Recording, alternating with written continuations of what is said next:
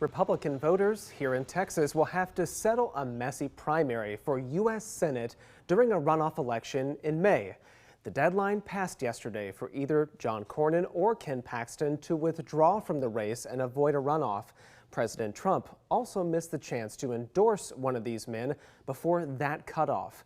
Let's talk more about what's to come with Gabby Birenbaum. She is the Washington correspondent for the Texas Tribune.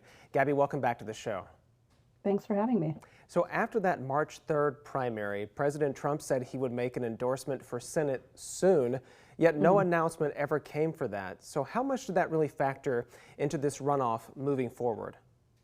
Yeah, I think you had seen throughout the primary, and I think probably accelerated after the primary ended and moved into the runoff, enormous lobbying from both candidates and both campaigns, but particularly Senator Cornyn, because he has such powerful allies like the Majority Leader John Thune, enormous lobbying for President Trump's endorsement. And it seemed, in the day after the primary, it seemed like he was ready to weigh in. He said he planned to, and then he said that he wanted the candidate he did not endorse to drop out. But 2 weeks have unfolded since then. He's not weighed in, and therefore the deadline to withdraw your name from the ballot passed, and it looks like we're moving forward with the runoff between these two. Yeah, it was interesting watching their speeches on election night, talking and making specific points to the president.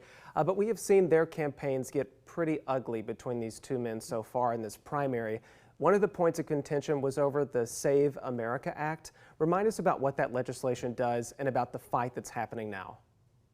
Yeah, so that's the Republicans' sort of signature elections bill up here in D.C. It would require documentary proof of citizenship when you register to vote, and it would apply for this year's elections if it were passed. So either a passport or a birth certificate. Democrats have said that's sort of equivalent to a poll tax because you have to pay for a passport. A lot of people are not sure where their birth certificate is or don't have easy access to it. And then it would also require federally photo ID when you vote, among some other elections provisions. And so Paxton, this has been a huge sort of push on the right among the grassroots for this bill.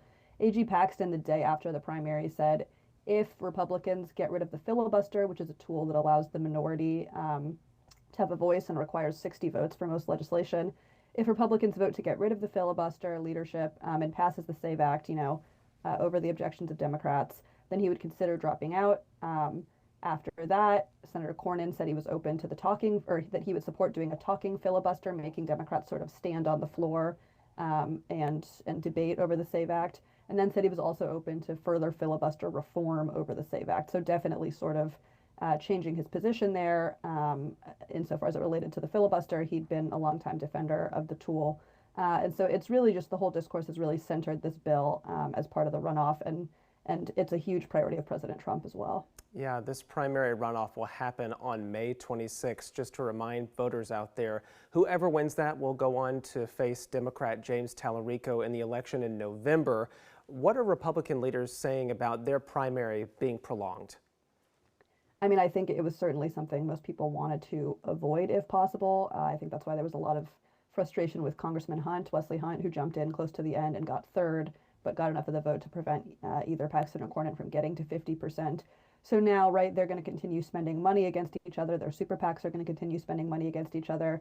Well, for Tallarico, he can sort of use this period to fundraise, to promote Democratic unity and whatnot. And so I think that was part of the argument, certainly, that Cornyn folks have been making to the White House and others, that this money is best used elsewhere. And Cornyn's candidacy would be more safe for Republicans in the general. That's his thinking.